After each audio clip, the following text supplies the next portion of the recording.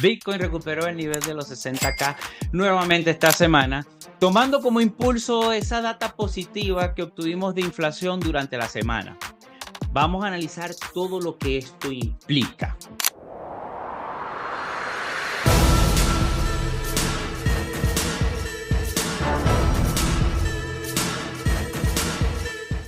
Esta semana, Estados Unidos ha registrado la menor cifra de inflación desde marzo del 2021, por lo que crece el ritmo más lento de los últimos años y está a 0.5% de su objetivo.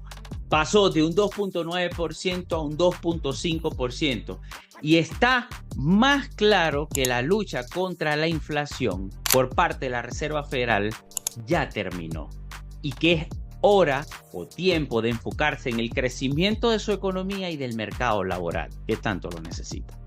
En pocos días tendrán que tomar una de las decisiones más difíciles: recortar o 25 puntos básicos o 50 puntos básicos. Veo datos muy graves en el mercado laboral como para que, teniendo una inflación a la baja y controlada, solo recorten 25 puntos básicos. Y no solo lo estoy pensando yo, el mercado comenzó a coincidir conmigo, ya lo vamos a ver. Las probabilidades de que la Reserva Federal recorte en 50 puntos básicos estos últimos días se han disparado repentinamente. Esta es una posibilidad que he comentado en videos pasados y no sé si me sigue semana a semana, pero es un escenario el cual mencioné al justificar la caída que obtuvimos la semana pasada por ese sorpresivo reporte de inflación en los Estados Unidos. Es más, te expliqué que lo que antes era positivo en un contexto inflacionario cambiaría radicalmente en un contexto recesivo, como fue el caso. Por eso, una inflación más baja era un peligro a corto plazo para los mercados.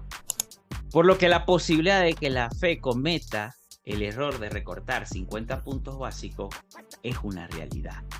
Un recorte de 50 puntos básicos es igual a una caída a corto plazo para los mercados, incluyendo Bitcoin. Pero a largo plazo resulta ser muy alcista y lo vamos a entender. Según el CME, el mercado de futuros, ahora las estimaciones de que la Fed recorte de forma agresiva 50 puntos básicos el 18 de septiembre son exactamente las mismas que recorten 25 puntos básicos ese mismo día. Es una moneda al aire. Hace tan solo unos días, las mismas estimaciones estaban alrededor del 20% de probabilidades de que solo recortaran 50 puntos.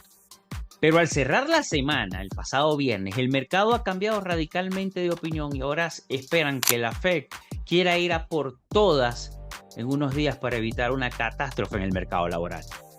Y todo esto sin un dato nuevo que pueda justificar este cambio de opinión. Y estemos claros, esta reacción no es por el dato positivo de inflación. Algo debe estar mal en la economía y no lo sabemos. Por lo que esta semana va a ser una auténtica locura en cuanto a la volatilidad del mercado. El soft landing puede estar en juego. Este cambio de opinión justifica esa subida que tuvo el oro. Le ayudó a alcanzar nuevos máximos históricos y al parecer esa tendencia puede seguir subiendo. Cuando el oro se mueve al alza es porque grandes capitales buscan refugio. No lo podemos dejar pasar.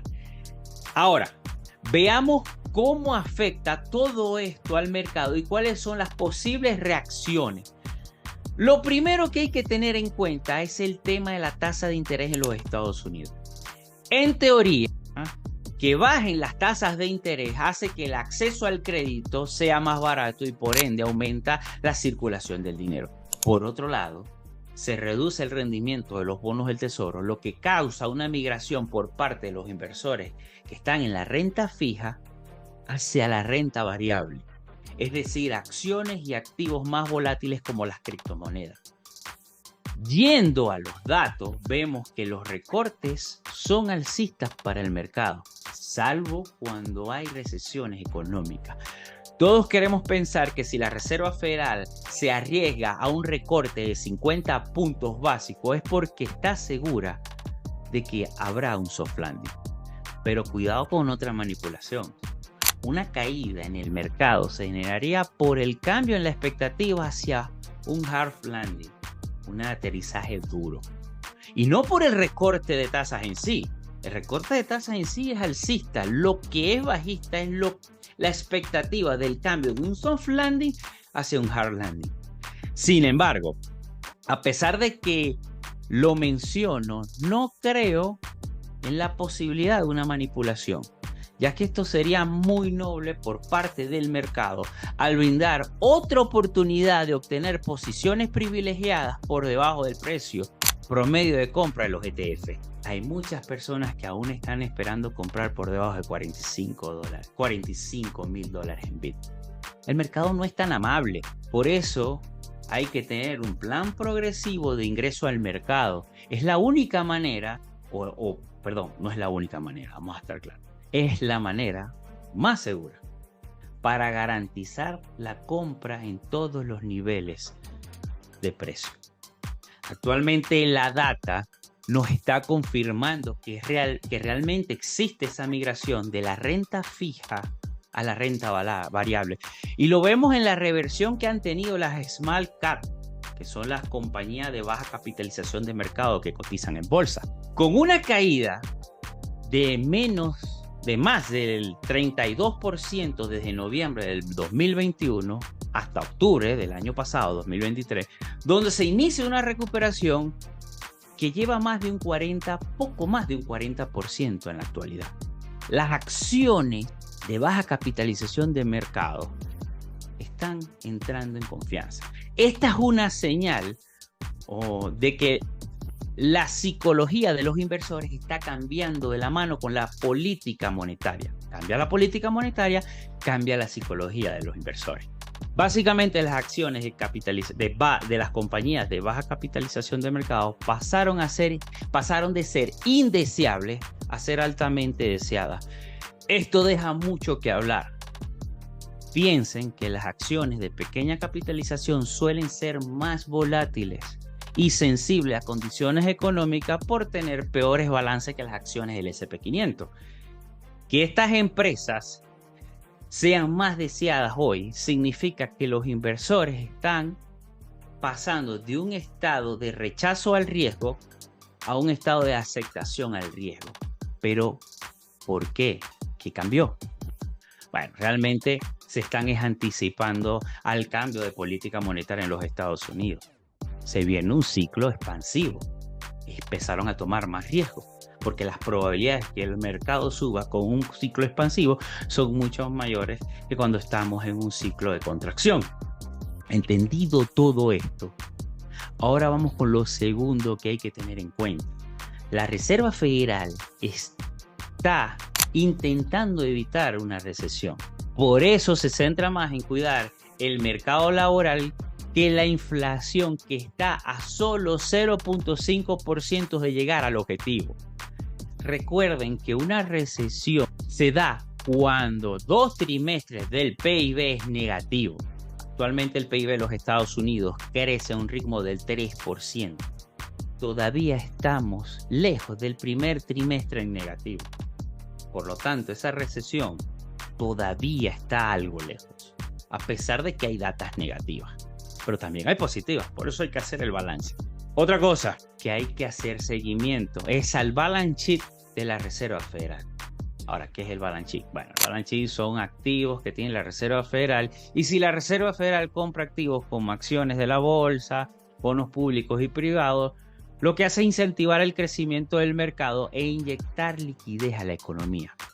Esto quiere decir que si deciden aumentar el balance sheet de la Reserva Federal, los llevaría a ser un competidor más por los activos de las bolsas, lo que haría que subieran los mercados. Entonces, si el 18 de septiembre en la reunión de decisión de tipos de interés anuncian que van a aumentar el balance sheet, se está confirmando aún más el cambio de política monetaria. Y esto es positivo. Por último, pero no menos importante, es el tema de Japón. Recuerden que en las clases pasadas les dije que el 20 de septiembre era la decisión de tipos de interés en Japón, 2 días después del de Estados Unidos. Hay rumores de que el Banco Central de Japón va a realizar un nuevo aumento antes que termine este año, lo que va a generar otro flash crash parecido al carry trade. Que sea el 20 de septiembre, evidentemente nos va a llevar ahí. Que no sea el 20 de septiembre y se retrase para los próximos meses que quedan de año, trasladará el problema a futuro, por lo que hay que estar pendiente. Estamos en una batalla de la data, algunas con expectativas alcistas y otras con expectativas bajistas. Hay que tomar una decisión. Nadie te puede confirmar si vamos primero a un bull market o a una recesión. Lo cierto es que ahí está toda la data que te comparto semana a semana. Es tu responsabilidad de evaluar hasta cuándo puedes tomar de riesgo, porque cualquier cosa puede pasar.